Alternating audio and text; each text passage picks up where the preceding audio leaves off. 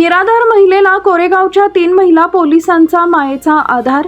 कोरेगाव जिल्हा सातारा येथील महिला पोलीस कॉन्स्टेबलच्या माणुसकीचं सर्वत्र कौतुक। हीच विशेष बातमी पाहूया आपला आवाज न्यूजवर। पोलिसांकडे पाहण्याचा समाजाचा दृष्टिकोन अनेकदा कठोर असतो।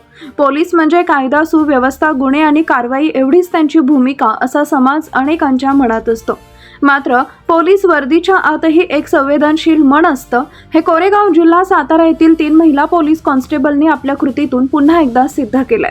कोरेगावचे पोलीस निरीक्षक अरुण देवकर, पोलीस हवालदार कुंभार यांच्या मार्गदर्शनाखाली धनश्री सुरेश राऊत, अश्विनी विलास नलावडे आणि नीता सुरेश घाडगे या 3 महिला पोलीस कॉन्स्टेबलनी एका निराधार महिलेला केवळ कर्तव्य म्हणून नव्हे तर माणुसकीच्या नात्यानं मदतीचा हात दिला।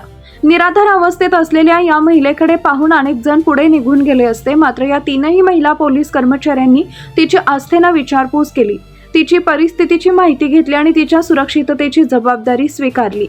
त्या महिलेला आधाराची गरज होती आणि त्या क्षणी तिच्यासाठी 3 महिला पोलीस कॉन्स्टेबल मायेच्या सावलीसारख्या उभ्या राहिल्या। सदर महिलेला मायेचा आधार देत अशा किरण निराधार महिलांचे वसतिगृह कराड इथं पाठवण्यात आले।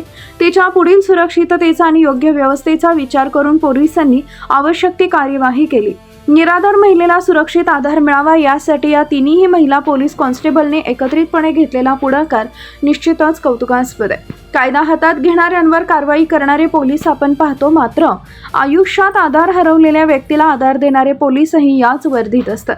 कोरेगाव जिल्हा सातारा येथील धनश्री राऊत, अश्विनी नलावडे आणि नीता घाडगे या 3 महिला पोलीस कॉन्स्टेबलनी दाखवून दिले की पोलीस हे केवळ कायद्याचे रक्षक नाही तर समाजातील गरजू आणि निराधारांसाठी आधार देणारे माणुसकीचे हातही आहेत। या 3ही महिला पोलीस कॉन्स्टेबलच्या या संवेदनशील आणि माणुसकीपूर्ण कार्याचं सर्व स्तरातून कौतुक होत आहे।